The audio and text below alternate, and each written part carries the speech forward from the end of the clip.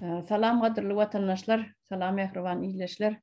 Salam halmurada, bu yadaylanız. Wa aleykum assalam wa alaykum sağ olun. Özünüzden sağlıklı yaşamaya adaylanın. Ya, Vatandaşlar size de hemmenize selam. Haydi var mı olsan? hava o halmurada bunun bir qisqaçıgam bolsa, sizin wagtyňyz känel benkem, bir qisqaçıgam bolsa bir hepdelik bir hepden içinde bolup geçen wakalar barda. Bir qisqaça üstüne durup geçeýliň diýenler. Inni Bolar. hava şu hepden içinde Serdar Berdimuhammedow Qırgızstana Issyköýle barıp geldi. Yani Orta Azya döwletleriniň arasynda geçirilen sammitde gatnaşdy. Men sizden soragym vatandaşlar bir qisqaça şu barada bir üstüne durup geçeýseňiz, näme üçin bardy, nämeler iş bitirdi? Hawa bitirilen bir halk üçin ýene-de bir edilen bir wajyp bir peýdaly bir zatlar barmy? Şu barada aýdyp berseňiz. Bolar. Olsan men bu arada öz imamda internet sayfamda olduğum bir vatandaşlarımı tanış edipdim. Qysgaçyk bir kağıt sözde. Şol näme üçin gitdi, näme iş bitirdi ya bitirmedi. Onun birinji gitmeginiň sebebi ol özüni tasdiklatmak üçin gidýär. Şo tak men Türkmenistanyň prezidenti. Meni kabul edin. Meni gorlan. Men statusumu tasdiklan diye niyet bilen bardy otak. Başga hiç da eger şolun öden Serdar Berdimuhammedow eden çykyşynyň sören bolsa başta sağ bolun menini prezidentligimizi gutlagyňyz üçin nämäňiz diýip başlaýar. Ol başga gurulmy ýok otaýdy. Her zat etmeli, şol bir kanun körsesini kanunlaşdyrmaly. Başga ýagdaý ýok bolun. Atasynyň hem oğlunyň hem. Bütün dünýä bulardan ýüze gurdy. Bir Türkmenistan şunkun kanunyň daşynapy döwlet. Kanun işlenme. Konstitusiýa işlenme. Döwletiň hiç bir puwdygy işlenme. Öyle çary. Ondan bular näme etmeli? Şu Allah kösen kıyal o vaylanyp da men bar men şu wezipen eýelä oturnup aýtmalylar. Şonu molede otur. Baranna da eden teklipleri bar da ola Viktor Hrampyň ýazyp beren ýazgylary. Bizine Birleşen Milletler Guramasyna şol real teklip bilen çykjak. Şol real zatları hödür etjek. Käşke biz o Birleşen Milletler Guramasynyň nähil guramadygyny bilmeýän bolsak. Bize şu gurama 32 ýyl bäri hat ýazyp gelýär. Türkmenistanyň halkynyň hal ýagdaýy bardy ýa döwletiň durmy bardy. Başymy alyran adam boldum şu taý. Ýok. Olar diňe şol hemme döwletlerden pul alyp gözüne alyp şu özgünlüğü dolandırıp oturan ne bir yankı nahilli vaydı. Ne bir halkın hesabını yaşap oturan guruma ya devletler hesabı. Bolly. On bar beşeriyani işi Afrika'da aslık ona humanitar uğratmalı. Ya yine o tayda şuraya alaklar yaşıl kaskalar ya gök kaskalar salmalı. Yani bir yerde şunu bir iyidir bitiren işi yok da Birleşen Milletler Gurumasın. Bitirýän bolsa şunu çöýüllap arz edildi. Ýani şun Gyzyl Haç Guramasynyň salanaklar içine, näme şun monitoring eden akly türmeleri, halkyň ýagdaýy, ýurduň deňýarsy daşyndy, hakly, hukukly, pasportsy. Näme Birleşen Milletler Guramasy görünýär. Özleri kabul etdiler. Şol insan haklary barada, hukuklary barada jarnaman. Näme şunu kabul eden zadyň beýleklerden talap eden. Onun için o taada kimden bolsa şunkun ay yine Birleşen Milletler Guramasyna YouTube diýär YouTube boş OBS'den boş Birleşen Milletler Guramasyna boş. Men şu guramalara 32 ýyl atlan döwürlemde bir kagap aýakka ýyrtanlaryny öle çaryn. Ýok. Kömek yok. Onun için bolmazak yerleri yüz tuttuk, näme etdik, olamaydı da biz onu hatı uğrattık. Sen hatyny alıp ana musul kazan koyberdi. Kime gerek sen öýdüň? Hatyn bilen bile. Sen tölemeli, öýmäňi muzluğu töle Birleşen Milletler Guramasyna näçe million geçirmeli bolsa Türkmenistan oturup berýärdi. Ene bar bolýan şol. Görünmän duran zatda o tragediýa, Türkmen tragediýasyny görünýär. Görýär. Bilýärler. Ýöne öz emamyzy, öz agymyzy özümiz aglamaly, öz göwegimizi özümiz kesmeli ýeri gel. Halk bol. Başga ýagdaý ýok. Onun üçin o tak gitdi, bir tadyr görünni Näme edebilecek olur böyle çağı. Siyasetten bir başı çıkyan bolsa, çağı diýmem aýtmaýyn, şu başı çıkyan bolsa, akıl ýaşda bolmaz, başda bolur diýdi. 20 ýaşly ýigidem döwleti dolanyp biler, eger ona Allah taala beýnisine goýan bolsa. Emma bular ýaly atasyna seredi. Ne oğlunun daşa düşer. Bileme hana bolup ýaşy şol. Bir adam ýüzüne seredip bilenap ýa bir sözlerni öldürüp bilenap. Onun için ol Bişkek'te ene şol beýleki 4 sany respublikalyň öňüne ene mena geldim. Men kabul edin diýen ýa terde çykyş etdik. İsleseňiz men şu kun Türkmenistanyň şu prezident kursyna elä oturup islemeseňiz. Gelin ona deli. Umumy howpsuzlygy döredildi. O öz kursysynyň gorkup şeýdi. O zat sen atan ýer dedi. Umumy howpsuzlygy döretjek bolsaň, olama şu kursyda oturdy beý kanun 15 ýylda.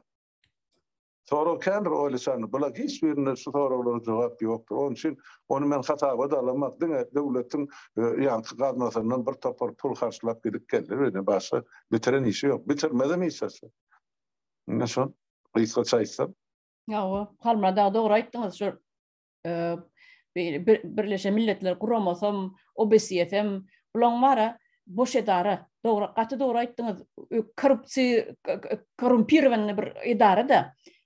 Bitirýän işem ýok. Birden başda pikir edipdir. Bu bir güýçli idaradyr. Bular hat ýazalyň, beýlak ýazalyň, eýlak ýazalyň. Washingtona näçe tapar gidip geldim özüm. Hat baryny ýazyp, men aýdýan boş idara ekeni. Onun New York'ta onun öňüne barıp näçe Birleşen Milletler Kuramasynyň öňüne barıp näçe çykyş etdik hani. Hiç şeýle absolutna nol. Hiç ýaçan şoň kapsyndan bir adam çykyp siz näme geldiňiz, näme arzyňyz bar diýip eger ýazylan hatlara jogap berbilen oklar.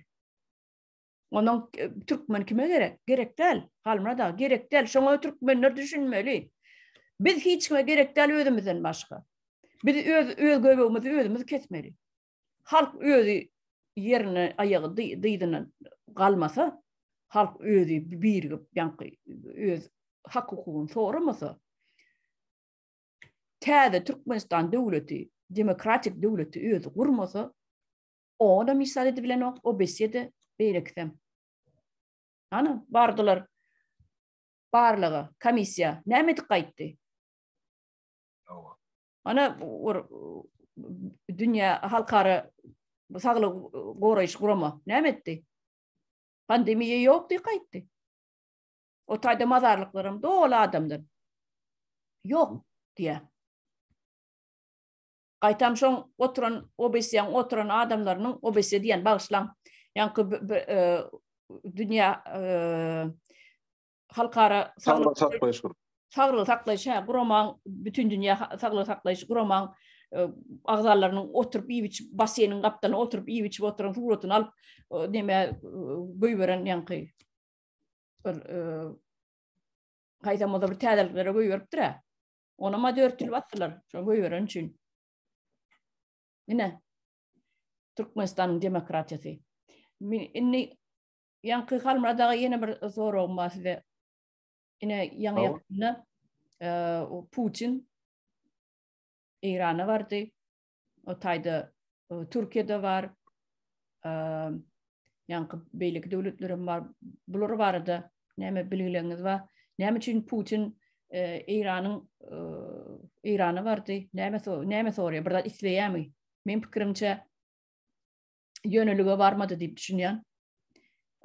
Ya özünü Russiýanyň özü propagandistlarynyň aýdyşyna görä Russiýa yaragda da harby urdanam yaragda da yarag önürmekde de dünýede ikinji ýerde durýar diýe özüçe.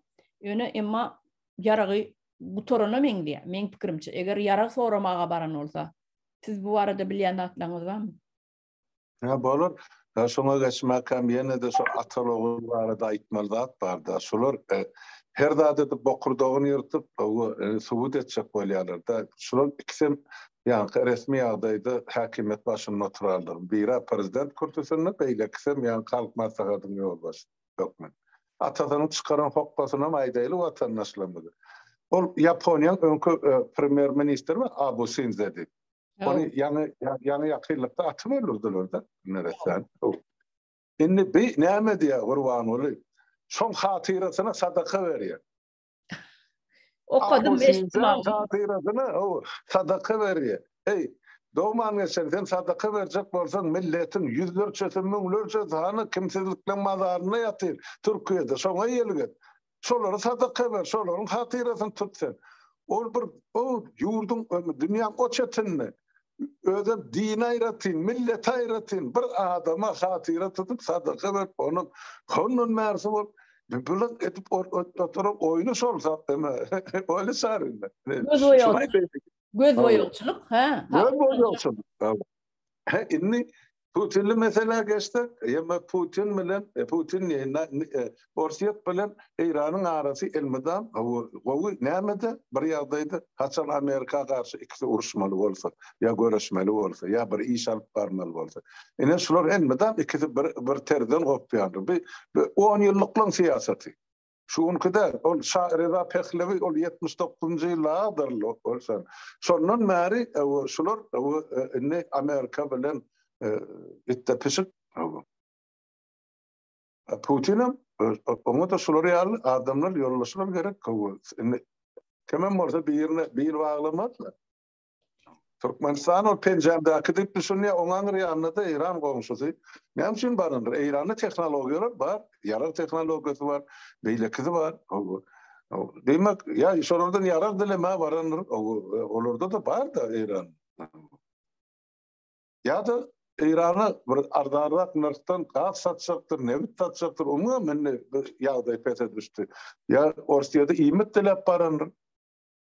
Yani öz içindäki bilermenleri ýazýar, ya Putin rejimine garşy durarlar ýazýar. Onu olara kosam aýdyp dur, o şolar İran bilen bir zatlar o şertname baglaşma bardy ýöne.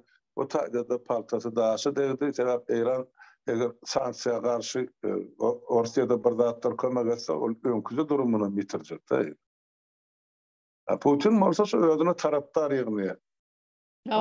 Olam böyle görünýär.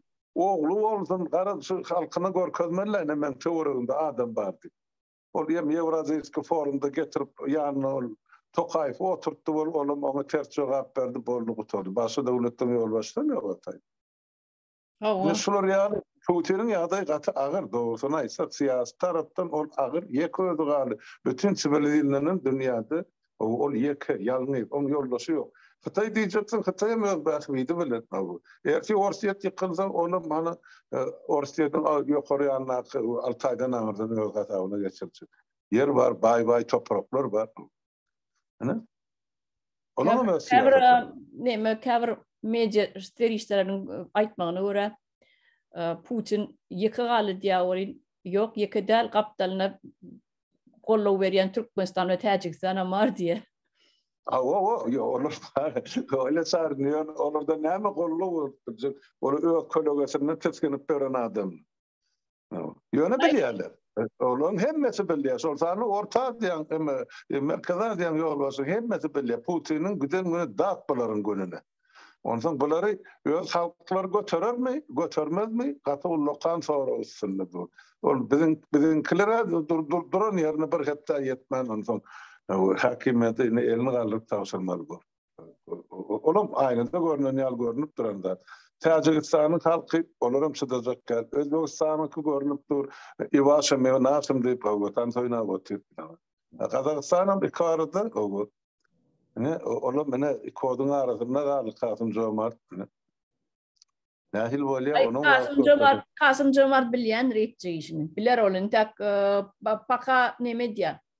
Davlenýan barlak görýär. Beýlek ýurtlaryň kyny, Orsiýadyň kyny, şu Putiniň kyny barlak görýär. Entek ol belli bir karara gelenok, men pikirimçe Jomart ýanky orta arada dur. Näme haýsy tarap näme şoňa şeýtjek bolup duran mukadiýan mene. Haýsy tarap ýeňi berse şoňa tarap egilmeli olam. Men pikirimçe entek o belli däl ýöne wagt görkezler ony. Kasım Jomartyň näme planlarynyň bardygyny. Inni diyelim bir aýdyp geçmerzat bar, bağışlan sözüňiz böldüm bolçan. Şol merkeze adiýan şu Öňkü Sowet Respublikasyny bäşeten şu 30 ýyllar ağzı suwly ýaly, mumly ýaly bolup ýaşadylar. Orsiýetden gaty bolupdyr. Onu aýtmak gerek. Tabin bolur. Biz garaşdyrdy ýandyr bol, ýöne tabin. Orsiýetin ýa Putinin garşysyna giden bir ýol başlasy ýokdur. Şuňa çel. Ýöne şu ilkinji, halkyň çykyp, ýok biz şolary ýa iki respublikany tasdiklandak Putinin ýüzüne diýen, Kasım Jomart. Onuň men aýtdym mecbur harly şol diýmeli bol. Onu diýmese onu gadar halky o ýankyýan barda bolan bir aýlgan suwak kalyrdy. Entek onun jogap sormaly adamlar kene. Şoň üçin onun jogap bermeli adam bir. O nähil bolar, onu wagt görkezler. Ýöne şol hemme bäş respublikanyň ýol başlasy şuýla çeldi. Putinin garşysyna mı, Kremlin garşysyna mı, ýa Orsiýadyň garşysyna mı? Ýeke söz aýdan ýeri ýokdur. O Azerbaýjanyňky ýeke diýenler ol ýeme Ermeni sonra ýeme Karabağ meselesi boýunça. Ona görüýler diýildi. Ukrainalar edip otyr diýmem de. Moldowalarym ýoşuk bilen gara çekildiler. Ermenistan Orsiýada oýnap gününi görýär. Ara şolar ýa-da seretsen öňkü postsovet respublikalaryň içinde şu mahal Orta Asya'da hemmese tabi. Bu belki Avrupa tarafına da Belarus lükkölüğüne Putin'in tarafına çıkış ediyor. Yol başladı halkı der. Şu gelecekte yakın vaktin içinde mesela bir 2 yılın içinde diýärdi. Russiýanyň içinde kiçi yankı avtonom döwletleri, avtonom respublikalary neme bolmagy mümkin, aýry çıkmagy mümkin. Şu wagt buryatlar aýry boljak biz diýip ýam neme diýerler. Aksiýalarny, aksiýa bilen çykypdyrlar, ýöretýärler, şuňaly aksiýalary online ýa-ni informasiýony online serişdirilen üstü bilen onun pikir edýän beýleki ýa-ni Tatarstanyň beýleklerim, Kavkaz döwletlerim, ýa-ni avtonom respublikalarym öz başda bolmaly diýip olaram ýygyny alyp göterer mükadiýen şu 2 ýylyň içinde Orsiýet gynantam adamlar ananmasa da şu çökmegi mümkin. Orsiýet häzir ýan başlady çöküp näme üçin Eýrana bardy özüniň üstünden sanksiýany birazajyk gowşatmak üçin gowşatdylar sanksiýasyny. Haýyş eden ýa-ni haýyş bilen baran ýa-ni sanksiýalaryň käbirini gowşatdylar. Näşeýleräk informasiýa bar. Inni ýa-ni Orsiýetde bolup geçýän zatlar. Käbir bir kanun adamlaryň ýa-ni öldürilmegi bir nägumana ýagdaýda adamlaryň ýitirim bolmagy, ölmegi, öz-özüne kassetýär diýip ýa-ni goşadyrnak üçin aýdylýar da. Şu habar beriş serişdirilen üstü bilen. Inni düýnüň onlukda şu türkmen oglam soňky sujeti we video rolygyny görkezipdir. Näçe sany adamlar siýasatçylar, politika ýa-ni neme işgärler, propaganda däller, korrespondentler, jurnalistler, televiziýaçylar ýa-da Facebook işgärleri ýa armiýaň ýa-ni gulluk harby gullugyň generallary şolaryň köpsi öldürildi. Kim öz-özüni atdy diýip görkezýär, ýa-ni rasledownie derňe işleri käbiri atravleniýe bolan soň bize çykýar atravleniýe bolupdyr, atravit edipdirler käbirine suwda ýüzüp gark bolupdyr ýa ýene bir zat Nemçowyň arkasyndan atyp öldürdiler. Alty ýerinden atypdyrlar. Ine şu düýnüň onukda bolsa bir 20 sene mükadiýän ýene de täzirliklerdi. Men şuda häzir bir şol suratlaryny neme başardygymdan görkezjek bolaýyn. Nämeler bolup geçýänni ýaňy ýakyny ýene bir 2 sany 3 sany 4 sany adam öýdýän şu soňky günlerde öldürilen adamlaryň sany olam ýokary wezipeli adamlar esasen Facebook işgärleri ýaragy öndürýän ýa-ni wysokotочное оружие ýa-ni öndürýän adamyň häzir şuda atlarda adam bolmaly. Bilemek görünýärmi Halmuradaga görünokmy? Mene görýär? Ine Штайда, в Москве при странных обстоятельствах скончался директор бюро по разработке высокоточного оружия. Ine bu adam ine düýnüňlükde öldürilen ine şu ýerde ine 3 tane adamın öldürilenligi aýdylýar. Biri Ленинградской области нашли тело учредителя подрядчика «Газпрома». «Газпром'un adamlarının, «Газпром'un işgärleri köp zat bilýän bolmaly, öldürilen bolsa. Yolbaşçıların mı var? O cesedi tapıldı ya. В Москве нашли тело генерал-майора СВР в отставке. Ödem 76 yaşındaki adamın aşı. Отставкада. Топ-менеджера «Газпром» Инвестон нашли мертвым в коттедже в Ленобласти, Ленинградской области. İni yankı bir de berdi öt padyezine öldürülen. Şatayda tonku öldürülen 20 ayın 20 olmalı. Şonu görkede nidim size. İnni yankı pul birliği var aydamda. Rusya'da has ýagdaýlarynyň pesligi sebäpli ine şular ýaly öň köpükdi de. Halmara da siz bilýänsiňiz. Köpükdi 5 rubl, 10 rubl. Indi demir ýagdaýy Russiýada agyrlaşýan bolmagy mümkin. Şoň üçin hem inni kagızdan, ýani demirden näle şol pul birligini kagızdan çykarmaly edipdirler. Näşde de suratyny görýänsiňiz. Indi meniň başga bir aýtjyklarym bar, şuýda aýdyp geçeýin onam. Ine Kiselyowa bilýänsiňiz, Dmitri Kiselyow. Indi şonuň başda ýanky okuwyny guturup karýerasyny başlan wadyna, başlan döwürleri bundan bir 30 35 ýyl öň bolmagy mümkin. Ýanky Pozner bar, Vladimir Pozner bilýänsiňiz. Şoňa beren interwýusynyň arhivden alyp görkezdirler. Meni häzir şonu watandaşlarymyza goýasym gelýär. Goý dinlesinler 35 ýyl, 30 ýyl menen Kiselyow nähili gurulýar? Propaganda adamlaryň nähili derejede beynisini ýuwýanlygyny, ýuwup bolýanlygyny jik aýdyp berýär. Olar ýaly biz propaganda etsek biz özümiz hapaň işine düşdüğümüz var. Adamlaryň aňyny beýle daýalamak bolmaz diýen ýaly terze. Şu atgysyndan düýp öter. 180 gradus başga taraplaýyn gurulýar da. Biz propaganda özümiz oýnatmalar, diýen ýaly gurulýar. Halky beýdip oýnamalar biz diýip gurulýar.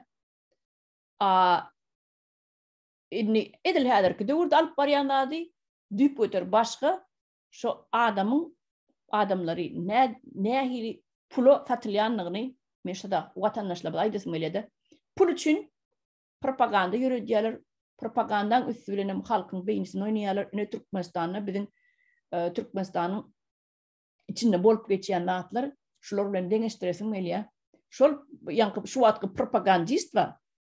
30 ýyl 35 ýyl menen aýdan zatlaryny men şurada watandaşlarymyza goýup beresiň gelýär. Soň siz öz kommentariýaňyzy berersiňiz halmada.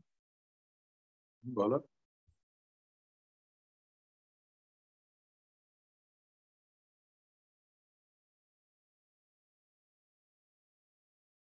И в том числе данный конкретно взятый персонаж является одним из рупоров пропаганды, который разжигает ненависть в россиянах. Меня зовут Дмитрий Киселёв. Журналиста нельзя отделить от этики. Но людей, которых вы видите на экранах, нельзя назвать часто журналистами, потому что часто это просто агитаторы. И агитатор, автор памфлета, либо это писатель, имеет право на это. Так же, как художник имеет право покрасить картину в красный цвет всю, целиком, и сказать, что я так вижу мир, у меня такой авторский взгляд. Но журналист не имеет права, потому что задача журналиста, на мой взгляд, это показ верных пропорций мира. Ты должен был бороться со злом, а не примкнуть к нему. Дмитрий Киселёв говорил тогда, и это было ведь совсем недавно, очень правильные, точные и дельные вещи. Дмитрий Киселёв мог стать действительно народным журналистом, которого любили бы все, не за ненависть, которую он сейчас разжигает, не за ту чернуху, которая льется из его уст. Его бы любили за его адекватность, рассудительность. Вот что могло было быть, если бы не предложили кругленькую сумму за то, чтобы он вещал то, что ему прикажут. Это показ всей картины мира. Так что проблема в том, это скорее проблема публики, которая смотрит на экран и должна понять, кто перед ней, журналист или агитатор. Мы все-таки говорим о профессиональной журналистике. Именно. Если говорить о people have it, то он будет хавать постоянно снижение уровня. Еще пошлее, еще голее, еще любой эпатаж, любое снижение планки, любое снижение, не знаю, морали и правил people будет хавать. Но тогда в один прекрасный момент мы обнаружим себя просто в грязи, купающимся, как свиньи. И будет такое общество. И мы будем хавать друг друга вместе с грязью. И вот там мы себя найдем. А ниже уже опуститься будет нельзя. Киселев говорил о том, что если мы опустимся до того уровня, на котором как раз сейчас находится журналистика, на котором как раз сейчас и находятся вот эти все ведущие, о чем Киселев говорил, против чего он был. Он сейчас к этому и пришел. Посмотрите, какая большая разница. Ну вот оно, да? Какой контраст. И что сейчас Киселев выдает. Киселев, Соловьев. Ne, halrada dinlediniz. Ama yema olçarını men Kısilyow şuun tanımalar. O şu 90-njy ýylyň başynda, 80-nji ýylyň ahyrynda o SSR'de ýüze çykan bir agydly, ýaly tutan ýerli jurnalistlaryň biri de onu aýtmak gerek. Şol NTV kanal vardı, o hökümete garaşsyz kanal, o Gusinskal pariyadony magnat o. Şo taýda ene baty kän zatlar, hakykatlar aýdylardy o. Şol sany Türkmenistan maradydy. Onun biz gilyap diýip bilen bir programmasy bardy. Onun o taýda şol atly böldürler bolat listiňem hem şol alyp baran programmasy bar. O da o bir ýaly haramzadalyk ederdi. Hiç kim onun garaşan atdygyny diýmek. O uşak adam pula satylýan bolmagy çemelli. Yani şey diýip düşünýär olçar. O satılmajak adam şo duruşuna durur. Yani eger agaç bolsa egerligine eder. Eger edip başga näme diýip. O gynançyl zat elbetde o pozisiýasyny ýetgedip o özüne ýankylan bildiren adamlaryň o ýüzüne tüküren ýaly bolýardy. SSR'de o döwür 280 milyon auditoriýa bardy. Şoň hiç bolmany 80 milyon Dmitri Kısilyow kumir hasaplaýardy jurnalistikada bir şeyler ezber ýigitdi. Para ine ezber ýigitdi, diktaturan paşmagyny ýalapdy. Bize azmady. O yaş şahirler, emeler, ýazyjylar özüne jurnalistik atlap berildi. Hemmece pul hyzmat etdi. Şo halka hyzmat eden bolsalar, onda Türk şahan kıyal otururlar öyle, Hudaý şah.